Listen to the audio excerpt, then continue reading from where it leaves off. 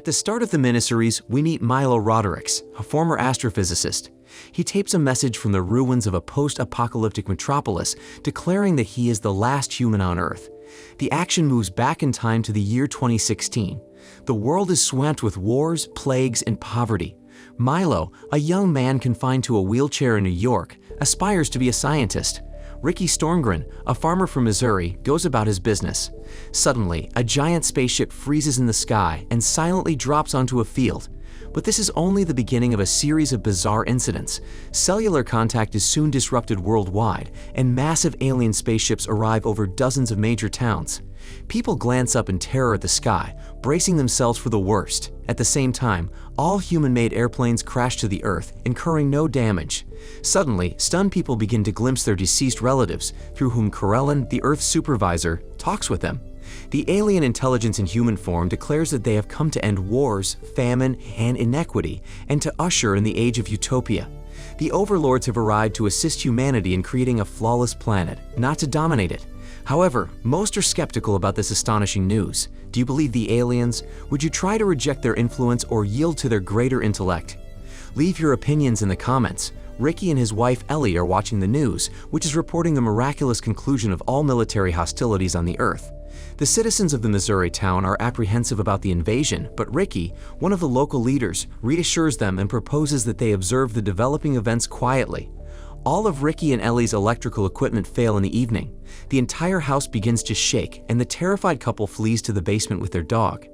Greenish light pours through the gaps in the house, and soon an unknown power begins deconstructing the house into its tiniest components in order to reach Ricky. When he steps outside, he finds a gigantic extraterrestrial drone. He agrees to accompany the aliens but demands that they not contact his family. Ricky finds himself in a luxury hotel room where he had spent a honeymoon with his late wife Annabelle after visiting the alien spaceship. She died of cancer, and Ricky is still struggling to cope with the loss, despite being in a new relationship. Suddenly, Karelin's voice fills the room, offering Ricky the role of intermediary between the overlords and mankind. Ricky does not want to be Karelin's puppet and is perplexed as to why this job was assigned to him. Karelin, on the other hand, insists and delivers Ricky a bizarre object with no explanation. Reporters congregate near Ricky's residence after learning of the aliens landing in Missouri. Paul Danlow, a government agent, also flies to Missouri to learn the details of Ricky's conversation with Karelin. Agent Danlow detects an extraterrestrial relic in Ricky's hands and asks that he hand it up for safety. Ricky refuses, and Danlow threatens him with a firearm. Ricky succeeds to unlock the enigmatic vessel by duping it, and all ailments begin to vanish worldwide. Ricky is soon transported to the White House, where he speaks to media about his discussions with Karelin and the benefits of working with him. However, many people continue to be suspicious about aliens. Hugo Wainwright, a media mogul, is persuaded that the aliens are far more cunning than they appear and chooses to combat them. Wainwright surreptitiously establishes a countergroup, the Freedom League, which fuels millions' distrust of the overlords. After some time, Ricky returns to Karelin with an update on the international situation and informs him that the Freedom League is growing increasingly active. People are concerned that they are being governed by people like themselves, but Karelin argues that the aliens are nothing like humans. Meanwhile, Milo sets out one night to see his mother, who adores sniffing snow and is currently arguing with a dealer. The dealer shoots Milo for standing up for her. A beam of light arrives out of nowhere, dealing with the criminal and restoring Milo. Following this, the youngster magically rises from his wheelchair and resumes walking. Later on a television show, Wainwright recounts the alien's punishment but completely ignores the boy's amazing cure. The host recommends contacting another alien victim. Peretta Jones is a religious young lady whose mother has decided to end it all since the overlords have broken her religion. The girl is concerned that future generations will be unaware of God, and the Freedom League exploits her story as yet another reason to oppose the overlord's reign. Soon after, Wainwright arranges Ricky's kidnapping and forces him to join the Freedom League. Ricky refuses, and they are about to kill him when Karelin freezes time, allowing Ricky to flee. It is later revealed that this kidnapping was shown on televisions all across the world. Karelin allowed Wainwright's men to kidnap Ricky in order to discredit the Freedom League in the eyes of the public, demonstrating their willingness to go to any length. Ricky insists on finally revealing his full personality to humanity at a meeting with Karelin, but Karelin believes that humanity is not ready to accept his true form yet. Karelin admits that they have assisted more than just Earthlings and stops their collaboration with Ricky, who is shocked. Meanwhile, Hugo Wainwright died of natural causes. This was the end of the resistance and the beginning of the aliens' enslavement of humanity. It has been 15 years. Milo goes on to become an astrophysicist after graduating from university. People appreciate the gift of endless youth and a paradise on Earth, but they still look forward to seeing the overlords, also known as their guardian angels. The overlords finally decide to show themselves to humanity. A massive ship of the overlords looms in the sky, and hundreds of thousands of people await their rendezvous with their benefactors with bated breath. Meanwhile, Jake Gregson's family gathers in front of the TV to ensure that this historic occasion is not missed. Two children are sent onto the ship to formally welcome Karellen. They finally emerge, but Karellen's look, which resembles that of a demon, astounds the townsfolk. Would you modify your mind on the overlords because of Karellen's frightening look, or would you assess them solely on their beneficence? Please provide your opinions in the comments section. It is currently 2035. Humanity as a whole has become a cohesive nation, living in peace and wealth free of disease and worry. Those who refuse to embrace the overlord's new system, on the other hand, have only one free city left, New Athens. Milo works at an institute in Africa with his friend Rachel, overseen by Dr. Boyce. Milo's most recent project, however, is cancelled, and he is forced to leave his employment. Milo now wants to devote his time to researching the overlords, who have revealed very little about themselves and their world to humans during the past 19 years. Peretta Jones still has reservations about the overlords. She reads a lot of books and concludes that Karellen is the devil himself, sending a false prophet in the person of Ricky. A ray of light illuminates Ricky's residence at night, guiding him to the barn to meet Karellen. Ricky is taken aback by his unexpected appearance, but Karellen claims he has come to apologize and to tell Ricky the truth. The following day, the entire globe is perplexed as to why Karellen returned to Ricky's property. Dr. Boyce's African Research Institute is jolted by unexplained vibrations. Rachel visits the disturbed animals' enclosures and discovers one of the monkeys with abnormally bright eyes. Dr. Boyce discovers a new room in the institution building once the earthquakes have subsided. When he walks in, he notices a giant illuminated Ouija board in the center of the room, which according to religious beliefs is a satanic instrument. An alien drone travels to Jake Gregson's residence at night and shines a greenish light on all of the members. The laser comes to a halt on Amy's tummy, Jake's wife, and the Ouija board comes to life. Soon after, the drone disappears and Annie begins to see visions. The parents are shocked to discover that their kid Tommy has gone missing. Jake discovers Tommy in the barn, but the youngster has grown substantially stronger. After some time has passed, Jake and Amy seek the assistance of psychotherapist Peretta Jones and inform her about their son's unusual conduct. Tommy discloses to Peretta that the overlords frequently transport him to a remote and strange location where he sees a big eye and the earth on fire. A terrifying buzzing in his head abruptly interrupts his narration. Tommy races around the home, nearly injuring Peretta and distorting her cross with his strength. Then he touches his mother's belly and declares that the baby is no longer wailing. Amy, though, maintains that she is not pregnant. Milo and Rachel in Africa are concerned about peculiar animal behavior and feel it is linked to the overlord's selection of all Earth species. Dr. Boyce, on the other hand, advises them not to interfere with Karellen's issues. Milo and Rachel, on the other hand, are determined to learn the truth about the overlords. Meanwhile, Ricky begins to endure significant pain in his hand, and in the hospital, he discovers that the toxic hull of the spaceship has caused cancer and infertility. Ellie believes Karellen will undoubtedly assist Ricky, given everything he's done for him. Jake and Amy find out they are expecting a daughter 4 months later. Amy names the baby, while Jake and Tommy play in the yard. Tommy abruptly requests that his father call Jennifer, and Amy decides to name her daughter Jennifer at the same time. Dr. Boyce later gives Jake a job in Africa and invites his entire family to a spectacular reception at Karellen's request. When Jake arrives at the enigmatic event, he is met by Milo, who informs him that Boyce is not hiring anyone else. Jake detects a problem and proposes Amy leave, but first he must locate Tommy. Dr. Boyce visits Amy soon after and informs her that Karellen wishes to speak with her. They force the terrified woman to touch the Ouija board. Karellen wakes Jennifer up in the womb in this manner. He instills in her that she is not a normal person and that she must accept her true self.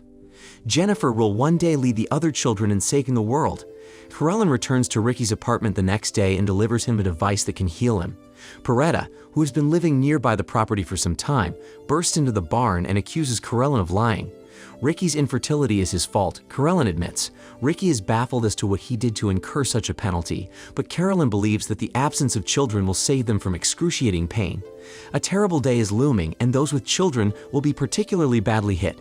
Peretta, unable to take Corellan's remarks, gets a rifle and shoots at him, but Ricky heals him with his secret technology. Dr. Boyce realizes Corellan has a reason for transporting the creatures to his world. He, like Noah, is constructing his ark in anticipation of an approaching disaster. Peretta sees her mother's ghost late at night and falls from the balcony as a result. Amy soon gives birth to a girl with terrifying green eyes. 4 years have gone since then. Ricky is still in agony. Corellan reappears at his residence one day and reveals that the overlords are intended to affect humanity's progress. Corellan offers to assist Ricky, but he refuses and begs him to go since he is too upset about his infertility. Suddenly, all of Earth's youngsters begin to display advanced psychic powers and unexplainable mental connections with one another, raising their hands and looking upwards while chanting the name Jennifer. Milo, who has spent the last few years researching new offspring, discovers that they have a higher metabolism and more brain impulse activity. They also have incredible perceptive abilities as well as telekinesis and telepathy powers. Milo is certain that Jennifer is the key to everything and that she started it all. The Gregsonens saw scores of children queuing in front of their home to greet Jennifer. Jake resolves to travel to New Athens in the hopes of weakening the Overlord's hold on them. However, all of the children eventually begin to hear the call of a creature known as the Overmind, to which they blindly obey. The Gregsons arrive in New Athens, where people go about their daily lives. The family meets with the mayor of the city, Jerry Holcroft, who offers to assist them. Even nevertheless, children hear the Overmind and are eager to follow Jennifer. Milo soon approaches Jake and informs him that his daughter is a conduit for a force that affects all children worldwide. He'd like to ask Jennifer some questions. Jennifer, on the other hand, terrifies Milo to the core, and the Earth's explosion is reflected in her eyes. Milo sees that Earth is in peril and plans to travel to the Overlord's planet in stealth with another group of zoo animals. He requests Rachel's assistance, but she does not want to lose Milo because his mission will take 80 Earth years. However, Rachel finally assists Milo by putting him in suspended animation before transporting him to the Overlord's world. Milo offers Rachel a pendant with a hieroglyph for love before falling asleep. Meanwhile, Ricky is still battling his condition. His condition deteriorates significantly, and his body's vessels become severely inflamed. Ricky loses consciousness and wakes up in a honeymoon suite, reliving his favorite moments with Annabelle. Corellan enters the room and offers Ricky the opportunity to spend the rest of his life with his sweetheart. However, Ricky sadly understands that all is a dream and requests that the chamber be destroyed. Ricky returns home with a sorrowful heart and dies in Ellie's arms. The Gregson family goes to the movies to watch an old comedy, as they have done in the past. The viewing is abruptly stopped, and Jennifer speaks up, stating that the time has arrived. Corellan's visage emerges on the screen for the final time, addressing humanity. He declares that humanity's golden age is coming to an end. Children are no longer the property of adults. They will soon lose the last vestiges of humanity and begin a new life. No new children will be born on Earth from now on, and adults will be free to live their lives as they see fit. Jennifer abruptly detaches herself from the Earth and lifts off as all the youngsters raise their hands and stare upwards. Parents are terrified and attempt to stop her, but it is impossible. Jennifer is soon followed by other children from all over the world. Tommy begs Jake and Amy not to leave them, and he falls to the ground, however temporarily. Tommy explains that Jennifer permitted him to say goodbye to his parents, but that he now had to join the other children. Meanwhile, Jerry Holcroft sees that humanity cannot be rescued without children and decides to destroy New Athens with a nuclear bomb explosion. Jake attempts to talk him out of it, but Jerry is adamant. He hopes that they will all be able to see their children again at the end. Jake and Amy spend their final minutes declaring their love for each other before the tragic explosion. Milo awakens from suspended animation as the Overlord's spaceship approaches a gigantic scorching planet. Milo is greeted by one of the Overlords, who shows him their home planet. Milo also discovers that they've been traveling for 40 years, and he's curious about what happened to Earth during that time. According to the Overlord, everything that transpired on Earth was long planned by the Overmind, the creator of everything in the universe. For 100,000 years, the Overlords have been talking with him and altering worlds according to their commands. Now it's Earth's turn. Milo is curious about everything and requests to see the Overmind. He finds himself in a white area and notices the Overmind, a mysterious orange shape. According to the so-called God, only children can evolve into a single mind, while the rest of humanity perishes. The orange shake then turns into several versions of Rachel and Milo. When he awakens, he requests to be returned to her. Another 45 years have passed, and the ship is once again approaching the lifeless Earth. Corellan informs them that Rachel has been transferred to the ship and invites Milo to meet with her. Milo, on the other hand, just sees Rachel's lifeless body. Suddenly, he grabs her pendant, and Rachel's body shatters into a million pieces. The pendant leaves a burn mark in the shape of the hieroglyph love on Milo's hand. Milo believes he is the last human in the universe and begs Corellin to return him to Earth since he cannot tolerate such loneliness. Milo also vows to inform the aliens about Earth's final days for scientific purposes. We saw the scene that started the story. Milo confronts the overlords, pleading with them not to lose sight of humanity. Soon after, he notices Jennifer drawing energy from everywhere, and the ground beneath him begins to disintegrate. In the end, Milo requests that some souvenir of human culture be preserved, and Corellin selects music from his youth, beneath which Milo accepts the end of Earth's life. This was the Childhood's End series.